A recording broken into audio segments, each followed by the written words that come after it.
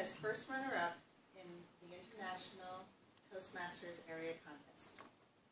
My speaking career began in the 9th grade. Our class was putting on the play Peter Pan, and was I Wendy? No. Was I Tinkerbell? I don't think so. You ready to hear my role and who I was? Yes. Okay. I was an Indian. Don't even get me started about how politically incorrect this role was, but I'm going to tell you my entire part. Are you ready? There it is. Get ready. Walk. That was my whole role. 3 words. That was the extent of my acting ability in 9th grade. I was a terrible actress because I was quiet. I was an artist. I had other talents. I was shy. I could sing. I could dance. But I couldn't act.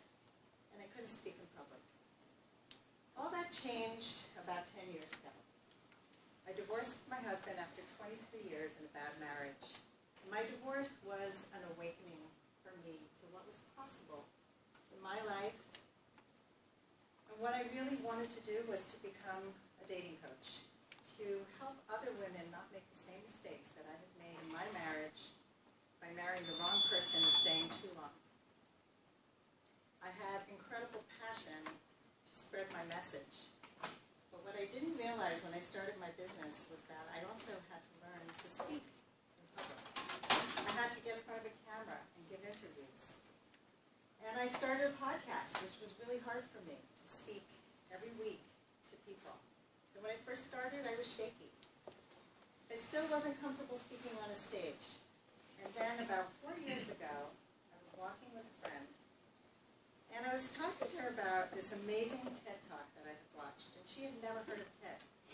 And I said, Brene Brown, who was one of my idols, gave this incredible TED Talk about vulnerability and shame. And the very next day, on her Facebook feed, she saw that her friend was having a TED conference, organizing a TED conference, and she was looking for speakers who had passion. And she said, oh my God, my friend Sandy, she's really passionate. So she connected us in a Facebook message, and she says, this woman goes, what are you passionate about? So I tell her, she goes, okay, great, give me 2 speech ideas. I give her 2 speech ideas, and she goes, great, you're in. Here, fill out this form. And I'm like, oh my God, a TED Talk. I can't speak, but I'm passionate. So I'm the leap before you look kind of person, like you dive right in and then you go, what the hell did I just do? So when I picked myself up from the floor and recovered, I realized that I could do it with support. And so I joined Toastmasters. And the first time I walked in, I was just telling Jeff, I was so scared. I thought, this is a place you come where people judge you and criticize you.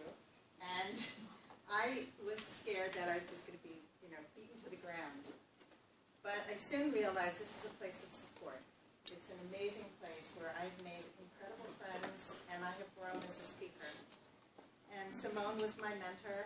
I came to practice my TED Talk, which I didn't even know how to write it. I had to hire a speech coach to help me do that. So getting support is key number 1 in becoming a great speaker. And I practiced here and got so much great feedback, and I kept improving my speech. And I am so proud to say that I didn't give up, and that I delivered a speech that I now can use as a cornerstone for anybody who wants to get into my coaching practice. They can see themselves in my works. And so one of the most important parts of speaking is that your stories really matter to other people. That people can find themselves in your stories. So all those nightmares I had about falling on my face and forgetting my entire speech didn't come true, thank God.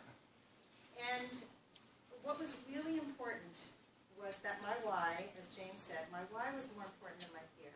My passion was my why. I wanted to help women, and I couldn't do it if I stayed quiet. I had played small my whole life, and I was done with that.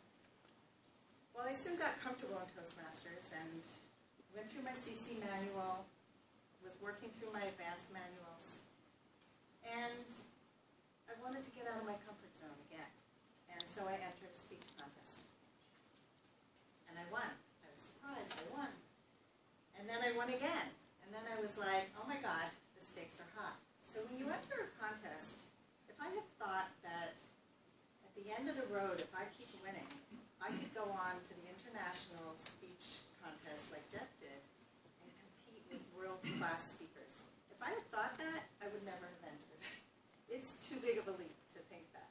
So you take small steps. So whether your small step is getting up and giving your first icebreaker speech, or finishing your CC manual, or working on whatever you're working on, it's important to take that small step because lots of small steps add up to big, big achievements.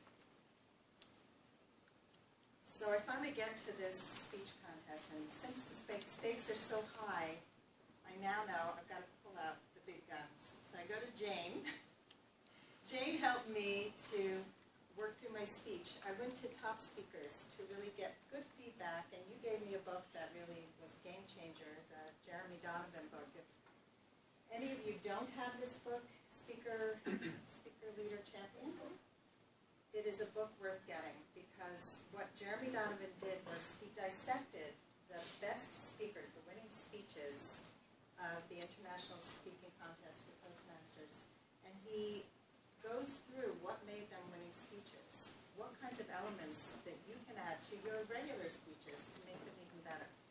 The hook, the themes, all of those, how many laughs per minute, all of that stuff is really important in perfecting your speaking style and your ability to speak. So I worked like crazy. I sent my speech to writer friends, get feedback, get support. So the 3 steps that I took, them were make sure that your why is bigger than your fear. Whatever your why is, know it and keep it front and center.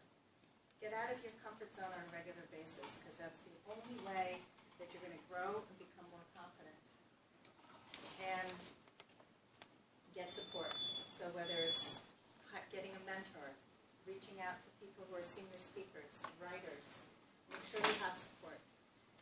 So that day, when I was at that Toastmasters conference, and I'm driving up with Amy back there, and Amy was an incredible support. She's driving with me for 3.5 hours up to Albany, and she goes, keep practicing, it's okay, just keep practicing.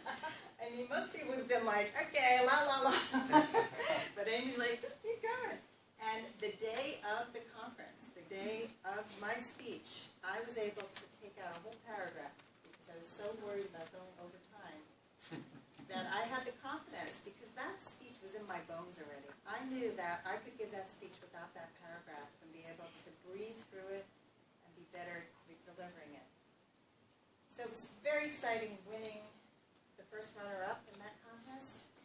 But more exciting was the people who came up to me after the speech and told me that I had made a difference in their lives. So as you can see, great speakers aren't necessarily born. They can be made if you get out of your comfort zone, if you get support, and if you know that your why is bigger than your fear. Because your stories need to be heard. Get out there and motivate your audiences to take action.